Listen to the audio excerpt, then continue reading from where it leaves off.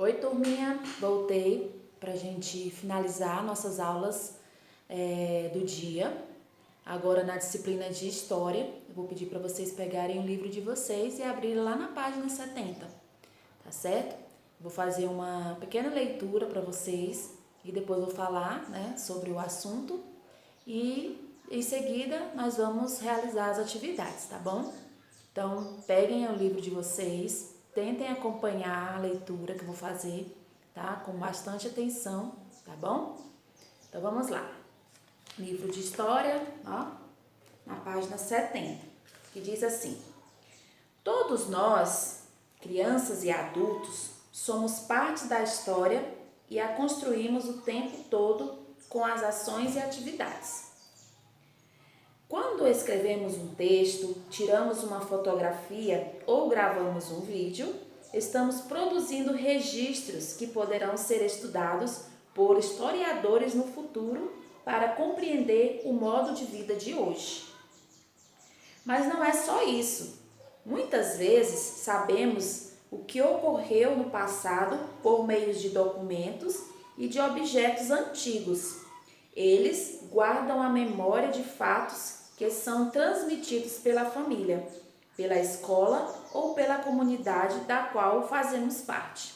Então, o que a gente acabou de ver aqui, que a nossa história a gente constrói, e os registros que nós fazemos durante a nossa vida fica guardado, na memória, fica registrado. Então, eu tenho certeza que esses vídeos que vocês fazem, que vocês estão fazendo aqui, mandando para mim, para eu assistir, ver, com certeza esses vídeos vão ficar aí arquivados nos celulares dos pais de vocês, que no futuro, quando vocês já estiverem adultos, vocês vão lembrar de quando vocês eram crianças, do quando vocês estudavam, como que era a leitura de vocês, e aí depois o quanto que vocês melhoraram, Então, hoje a gente tem uma tecnologia bem avançada do que tinha, as pessoas muito tempo atrás. Naquela época não existia celular, assim, gravando igual eu estou fazendo agora, máquinas, câmeras, não tinha com tanta facilidade. Então as pessoas elas guardavam objetos, elas desenhavam, elas escreviam e tudo aquilo serviu, serve de fonte histórica. Então eu tenho certeza que aí na casa de vocês, os pais de vocês devem ter fotos deles criança com os avós, Então realmente essas fotos elas são registros, elas vão estar na memória. Para quê? Para que se for preciso contar, tenha ali uma foto para mostrar aquele momento que você viveu há muito tempo atrás. Então, a nossa aula hoje é para a gente estar pensando sobre isso, sobre os registros que a gente faz hoje, que futuramente eles poderão ser até estudados, os historiadores, porque o ser humano ele vai evoluindo, ele vai criando, ele vai criando novas tecnologias, e aí os historiadores eles querem saber como é que era a vida, há muito tempo atrás, certo? Então, para começar, como a gente está dessa forma, tendo as aulas assim, a atividade que eu vou pedir para vocês registrarem para mim é o seguinte: vocês vão procurar qualquer objeto, qualquer coisa, que traz para você uma memória boa que você viveu, tá? Aí você vai gravar esse vídeo contando sobre um objeto, que para você foi muito importante, que você guarda até hoje com carinho, para que você sempre esteja lembrando desse momento, através desses objetos que você guardou, tá certo? Então não esqueçam disso, vocês vão gravar um vídeo para mim e vão falar de um objeto que você tenha guardado aí, que foi muito marcante para você e que você guarda essa lembrança na sua memória e através do próprio objeto, tá certo? Então, vocês vão fazer isso aí, tá? E aí, depois vou continuar aqui a leitura. Alguns objetos são importantes apenas em alguma fase da vida. Eles nos fazem lembrar de fatos ou de pessoas e podem contar a história da família ou do grupo ao qual pertencemos. Esses objetos são guardados e preservados, pois são registros de acontecimentos e ajudam a construir a história da pessoa, do grupo e da sociedade.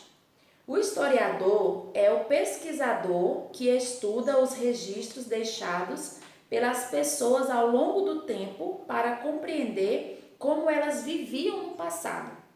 Esses registros são chamados de fontes históricas, né? Fontes históricas. Então, é aqui, né, esse assunto que nós vamos, que vocês vão fazer também aí na sua casa. Porque se a gente estivesse na escola, eu ia pedir para você trazer, né, um objeto, e aí você ia falar para os colegas da sala. Mas como a gente está impedido disso, é por isso que eu vou pedir para você gravar, tá bom? Tipos de fontes, né? Agora vamos ver quais são esses tipos de fontes que as pessoas elas podem guardar. Olha só, as fontes históricas podem ser classificadas em fontes visuais, que é, por exemplo, tipo uma foto, né? Fontes escritas, né? Que são as cartas. Eu tenho uma cartinha que eu recebi quando eu era criança da minha madrinha. Minha mãe guardou, eu nem sabia ler. Aí depois que eu aprendi a ler, que a minha mãe mostrou essa carta para mim, que eu pude ler. Né? Então, através dessa fonte histórica, né, que eu pude saber o que a minha madrinha falou há tantos anos atrás para mim, que eu ainda era criança e não sabia nem ler. Né? E fontes orais, que são as memórias contadas pelas pessoas e as que não têm registros escritos, como lendas, cantigas, depoimentos, entrevistas, entre outros, né? Então, são as fontes históricas que nós vimos aqui. São as visuais, né? Que a gente pode ver através de uma foto, através de um documento, os filmes, né? As fontes escritas, que são as cartas, esses cadernos de vocês hoje, não sei se a mãe de vocês guardaram os cadernos de vocês de quando vocês eram crianças, né? Essa fonte histórica eu não tenho. Minha mãe não guardou nenhum caderno meu quando eu era pequenininha, né? Que lá da educação infantil eu não tenho nenhum registro desse tempo, né?